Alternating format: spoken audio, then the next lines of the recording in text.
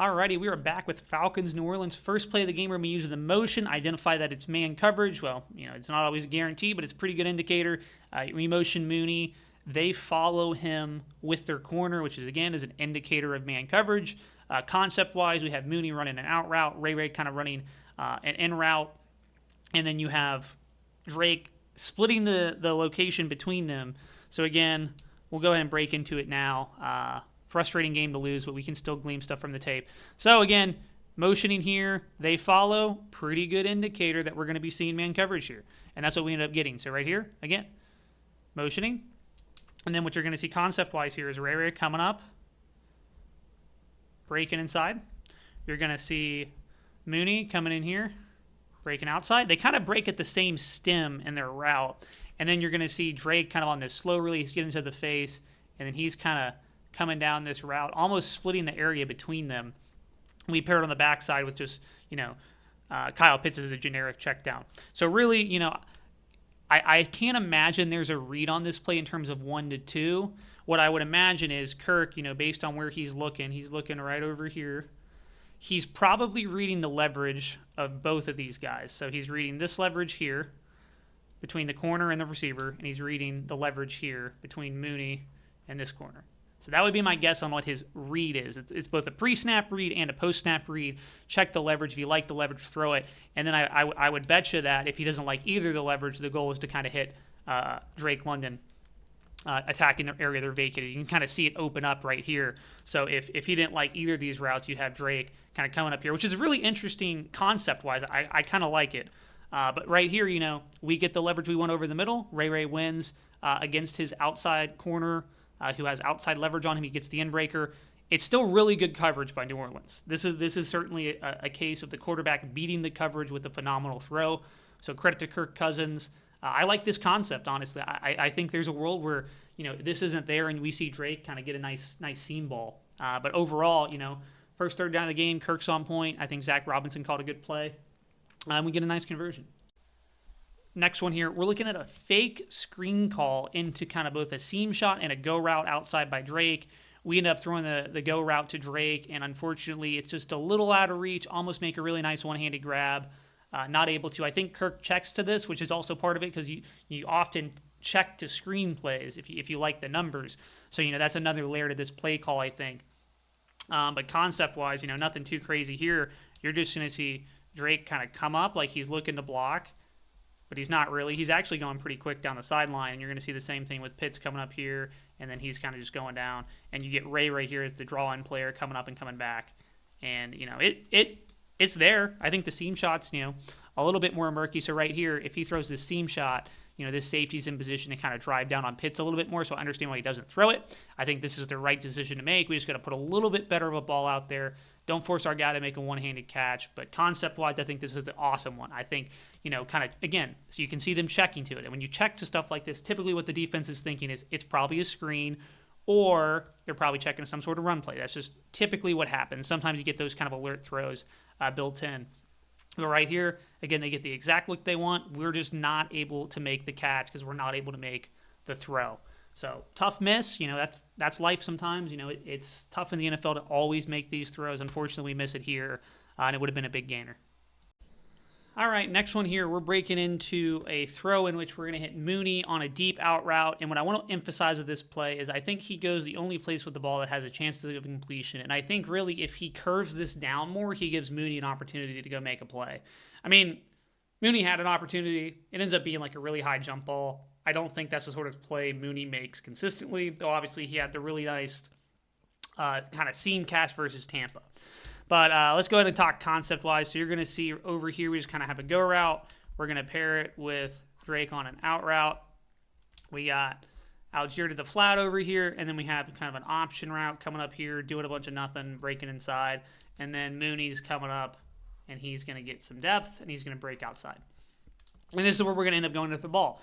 And I get it because from Kirk's perspective, he's going to open to the bottom down here. So right here you can see he is eyeing down here, looking at this guy, doesn't like how he's sitting on top of where Drake is, doesn't like the leverage of the go route. I get it. Let's get off this. Let's go to the backside. All right? Backside. This obviously isn't open at all. Algier to the flat isn't exactly the option you love on third down. So the only real place to go with the ball is Mooney.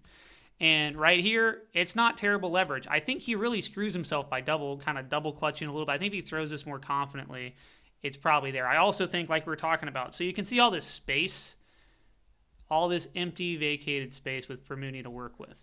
I think if we throw this ball, closer to here or even down here, you give Mooney kind of space to work back to it. We throw it more kind of on a line.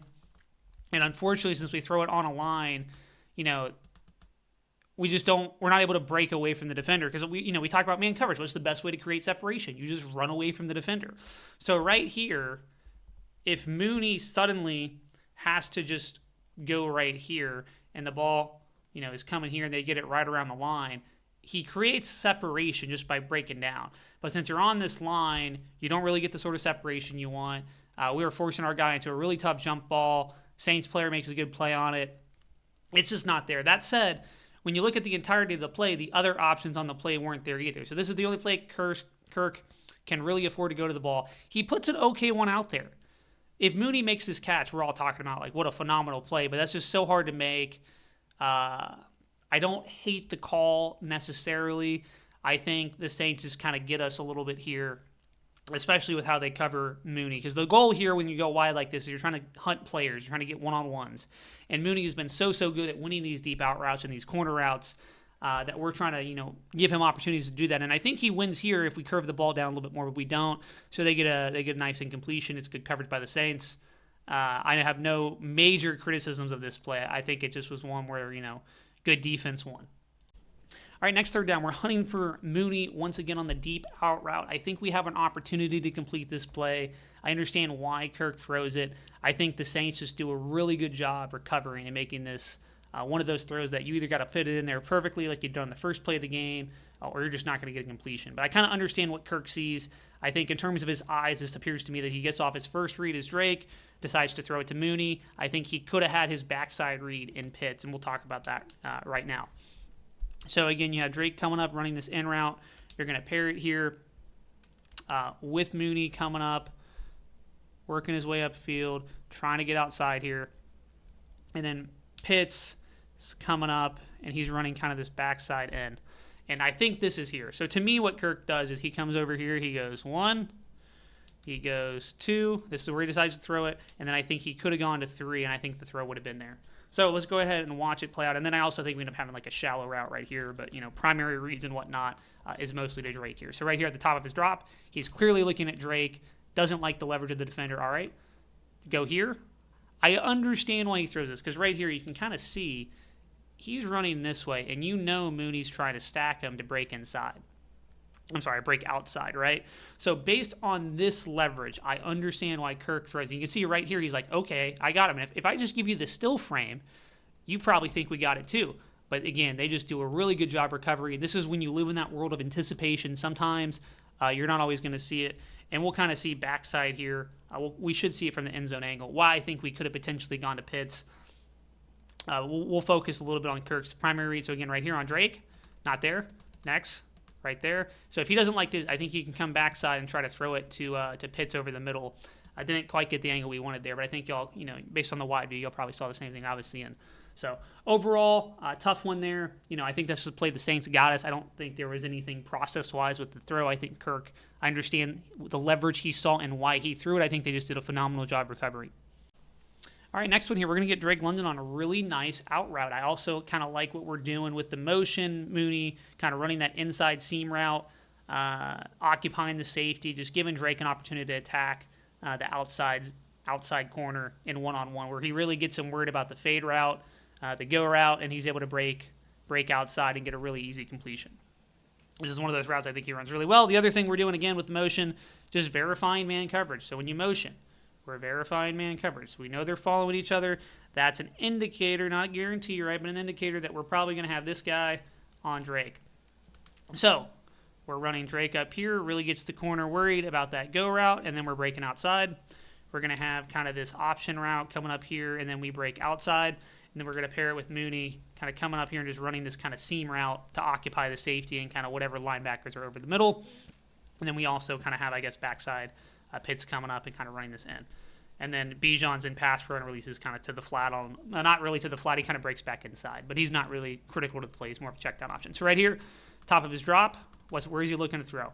You can tell he wants Drake here, and he sees the leverage. He's throwing with anticipation, and that's a ton of space to work with. Throwing with anticipation on these deep out routes, these deep routes down the field is so critical in the NFL. It's something Kirk does really well. Even on the throw to Mooney, we kind of saw a little bit of anticipation on the last play right here again. Great pass pro. Again, they're only rushing 3, so when they only rush 3, you damn well better have good pass pro. But we put a really good ball out there right in his face. Doesn't get easier than that, and it's a great third down conversion. All right, next one here. We get a phenomenal route by Ray in the slot. We see kind of the two-man look where they're playing 2 safeties and man coverage across the board. They look like they want to blitz, so we release Bijan out of the backfield, and that forces the linebacker to follow. Otherwise, it would be a free first down. But really, the highlight of this one is just Ray. He seems to be the primary option. They want to attack this middle of the field because they know the Saints are in two-man. Just based on the pre-snap alignment, it's pretty obvious. If this wasn't two-man, this would be such a weird rotation of the safeties to me. They're also playing super far back for whatever reason. I guess they're really worried about a go route or something. But concept-wise, again, we'll focus on Ray here. Just absolutely sets this guy up with the inside move and then gets around him and just kind of releases vertically over the middle. And then what we're also trying to do here is you're going to have Mooney coming out here. And if Ray wasn't here, I guarantee you the look they're trying to get is Drake right here. And they're kind of running this pick route where essentially he'd be trying to follow and he would get caught up on Mooney. And I would bet you that that's where they're trying to go with the ball. They also release Bijan over here in kind of a one-on-one if they like the linebacker matchup. But right here, Ray just wins super hard in the slot. Like right here, look at the stem, and he's gone. Absolutely cooked. Again, right here you can see if this wasn't here, he could immediately throw it to Drake, and it would be kind of tight window, but he could definitely put it in here, and it would probably be there. But when your slot guy wins this hard, you just throw him the ball. And it's a really nice touch throw, too, They're roboting. When you're roboting, you're only really covering the width of your shoulders. In this case, I guess you're also covering their hand that's reaching up. But you can see right here, he knows he's cooked. He gets a hand up trying to block it. Absolutely no shot. Perfect football from Kirk, and it's a really good play.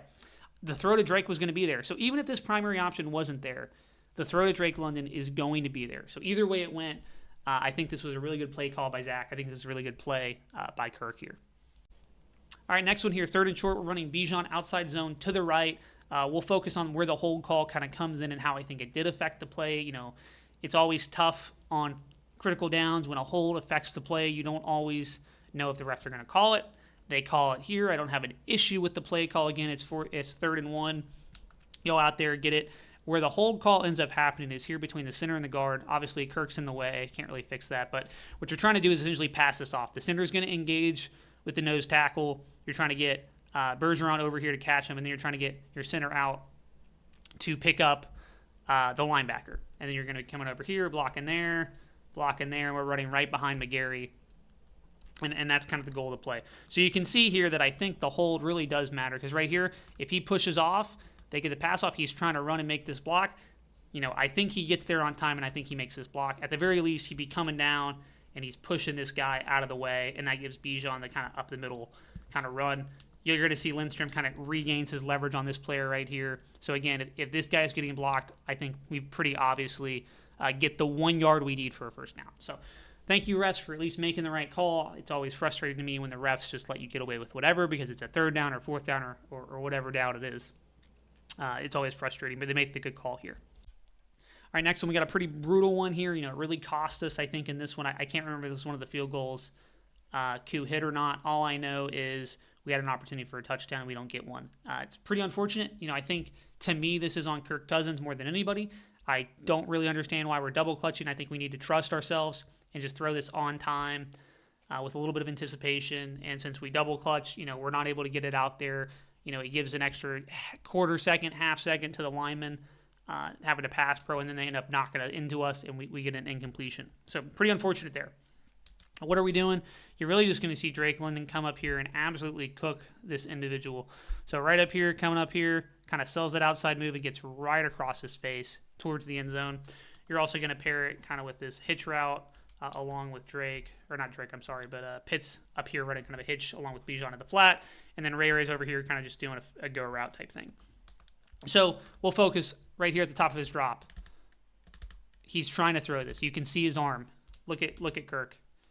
This is a good pocket. This is a good throw to make. It's on time. It's there. We double clutch. All right, we double clutch. Now the pocket's less clean. Now we're getting bumped into. Now our ball is sailing against the dirt, and he knows it. You can tell he's pissed off at himself. You love to see that sort of passion.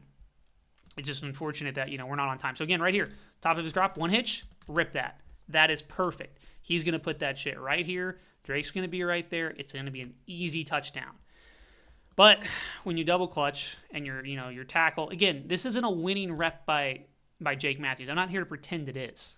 It's not a winning rep by Jake Matthews. He gives up the pressure. He's the reason this play isn't complete, along with Kirk Cousins. But again, when you double clutch, you open yourself up to stuff like this. And now this is happening. We're pissed on the ground, which I love to see. Have some passion, man. Like, be mad.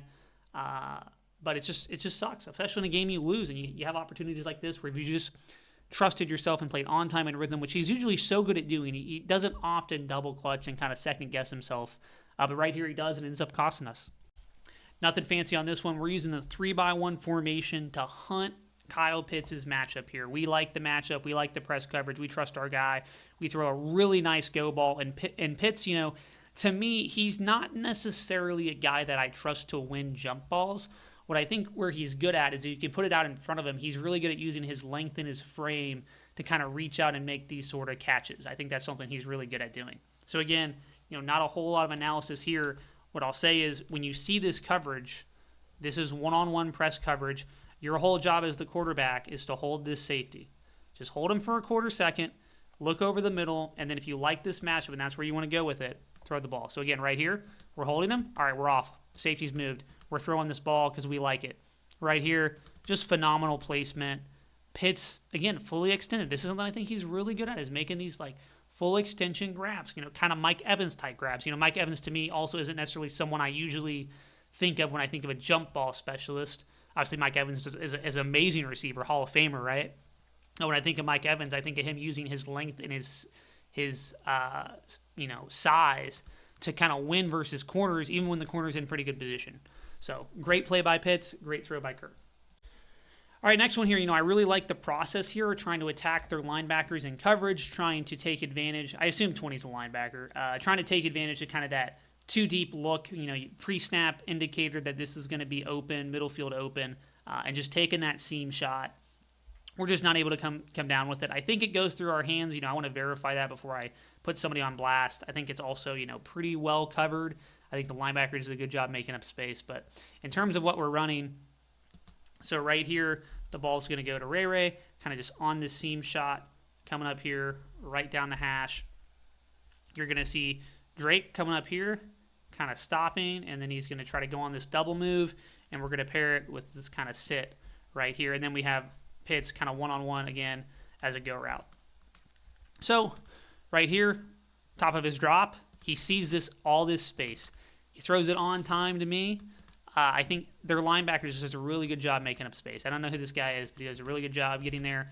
I think Ray is going to tell himself he can still catch this ball. We're going to kind of slow-mo it and kind of see, because I think for me, this is a good decision by Kirk. This is an aggressive decision by Kirk. This is one of those throws where if we come down with it, we're praising him. But since we don't. So right here to me, it's tough, man. It's kind of tough to tell. I think that goes through both of his hands. I think he just doesn't catch it. That's what it looks like to me. Either way, in terms of the play, I like the decision. I like the pre-snap indicator that we know, two deep safeties at middle field is going to be open. It's going to be one of our wide receivers against linebacker. We like that matchup. We just don't make the play in the end, which is a bit unfortunate. But in terms of process, I like it. I like the play call. I like kind of hunting these seam shots. We just don't come down with it. All right, next one here. We got something that plays out sort of like a flood concept to the bottom here. Not quite a one-to-one with the flood just because of the spacing, I think, a little bit. But we end up just getting to the check down to Bijan really quickly, and he's able to get us set up for a 4th and short and or a long field goal. Again, I can't really remember if we made the field goal or if this was one of the ones we went if it was one of the field goals we missed or if it's a 4th down we went for. Just don't quite remember.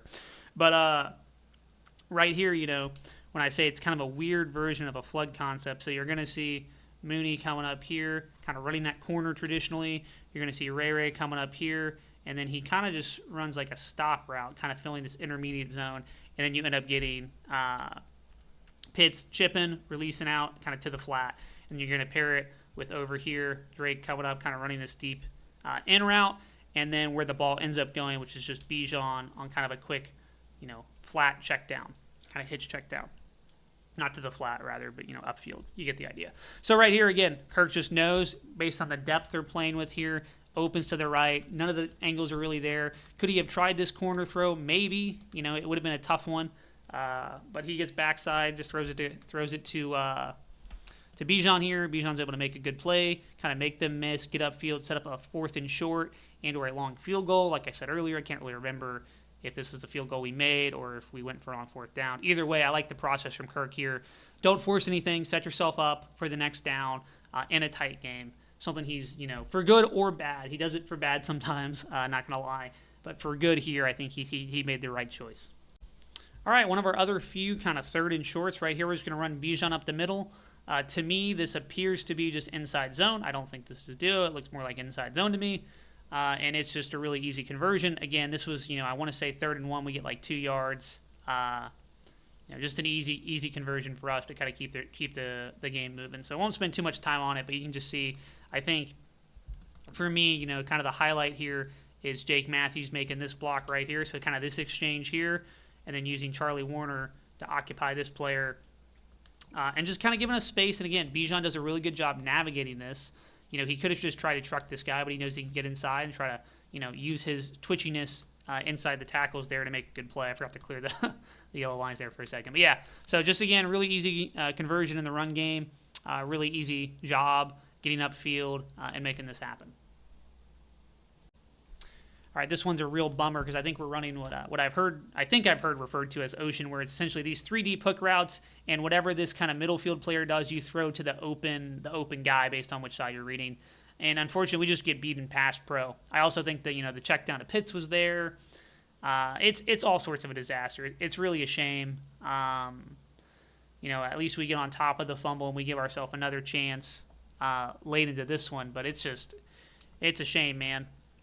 So what are we doing here? So again, Drake London is running over the middle here, and then he's stopping and coming back. We're going to have it over here, running back. And you're going to have where I think the ball, in my anticipation, was going to be thrown if he was going to, play the play, coming up here to Ray, and Ray comes here. And then you're also going to see Pitts kind of come up here and release out. So what are we doing here when we talk about the actual play? So we'll highlight it, but basically, there's going to be a zone defender in this general area, and whichever way he goes, you throw it to whoever he uncovers. So we'll talk about that right here, and then we'll talk about kind of the pass pro. So again, top of his drop right here, you can see this linebacker here is going to get in front of Drake. And that, typically would open up this throwing window kind of over here. And that's kind of the read. So right here you can see if Kirk has time here, he's probably putting it on a dot right here to Ray, and it's going to be a really nice completion. Or he just takes the check down to Pitts on 1st down, and we just keep moving. So either way, I think either of these throws are there, but we just get beaten pass pro. And it's really unfortunate. It sucks. It really does, man. It really sucks to have a drive going as well as that one is, and to have that happen. I think we probably should have just kept running it. You always open yourself up to shit like this when you decide to start passing. And I feel like we had plenty of time. It's a real shame. But right here again, Jake just kind of gets beat late into this one. He's never been great against strength guys. I also think Kirk could do us a favor here by potentially stepping up a little bit. He's a bit static back there. I think in the event we had a younger quarterback, and again, this Kirk played fine this game, I think. Had a couple miscues, but for the most part, it's fine. I think a younger quarterback, for good or bad, so this would happen bad sometimes. I think a younger quarterback potentially just takes off here. He's like, all right, I'm going right here. And he just starts running. And that's one of the things you kind of lose when you have a more immobile guy like Kirk Cousins. Again, Kirk Cousins has been really good this year. I'm not here to pretend he hasn't been, but we're still going to talk about the film. And the film tells me if we had a guy with more speed, with more mobility, some of these sacks we give up, I don't think we'd be giving up. And again, he does a lot of other stuff well. He did a lot of other stuff well this game. I don't think he was phenomenal this game. I think, that missed read in the red zone was really a tough one for me. And the interception obviously was pretty brutal. But right here, I think he was going to make the right play. and we just get sacked, and that's obviously on Jake Matthews first and foremost. But I just also think that if we had a mobile quarterback here, you're probably seeing them take off and kind of get upfield. So it is what it is. You know, it's a tough world to live in. It's a tough way to kind of lose a game like this, though we get one more chance, which, you know, we're going to break into that chance right after this one. All right, last one here, you know, pretty brutal. We just miss a read. We just make the wrong read. I mean, we make the wrong read. And it's a pretty simple one, so it's pretty brutal to make. This is not a throw I would expect Kirk Cousins to make very often, and he hasn't made it very often this year. But right here he does. And unfortunately for us, you know, it kind of cost us the game here because we were driving. We were really moving the ball really well. But, you know, we just make the wrong read. And we'll talk about it because it's a pretty simple one. You know, I think it's pretty easy to understand. So what we're trying to do is basically run a little hitch here with Pitts coming up, run the hitch, and then behind it where the ball ends up going that it shouldn't go is to Drake on this rapid. And, you know, we'll let it play out, and we're going to talk about who we're reading defensively. So, again, Kirk's at the top of his drop right here. He's looking where he wants to read. Right here, hitch, he's ready. So we are reading this defender. If he comes down at all, what we want to do is we want to hit Drake because when he moves, he's going to open up this window, and it's going to be a bigger window for us to throw the football. When instead he stays and he takes away the end, we just hit Pitts, and you take the 5 yards. And then, you know, really you hope Pitts gets upfield, and, you know, you get 6 or 7 yards or whatever. So right here, you know, we'll play a touch longer. He's locked in over the middle. This throw isn't here at all. He's losing his mind. And when you try to fit these tight window throws in here, you lose your margin for error because there's no margin for error here. I think he could have completed this if he throws a perfect ball, but this linebacker is in the way, so he's trying to anticipate it a little bit too much and try to get the perfect ball out there, and he misses it, and it goes right to the safety. So it's just a brutal play. There's no two ways about it, man. That's a play that you cannot let happen in this situation on this simple of a read. You got to be patient. You got to take what the defense gives you. He even said it in the post game. He'd been patient all day. So overall, pretty brutal L. You know, I wish the Saints would have held on to Dennis Allen for another week because I think the little post-firing your head coach boost is very real, and we unfortunately caught the flip side of it, and they were able to pick up a really big win for them. So it sucks. You know, you have Bo Nix coming to town next week with the Broncos. You know, they're a pretty good defense. You know, offensively they have their issues, but, you know, that's a game that I would say is a toss-up. And I think, you know, coming out of that one, you know, you're really looking for a win because, you know, the schedule does get softer, but you just give yourself more wiggle room if you can win versus Denver. So hopefully they come out and do that, and hopefully the film review next week is a little bit happier because, you know, it always sucks to lose to the Saints. I'm not happy about it, but I think the film, you know, it was a couple mistakes that really doomed us, which is how it always goes. The missed field goals obviously took away our margin for error, and we made errors. So it is what it is. On to next week. You know, put it behind you, try to play better, and move forward.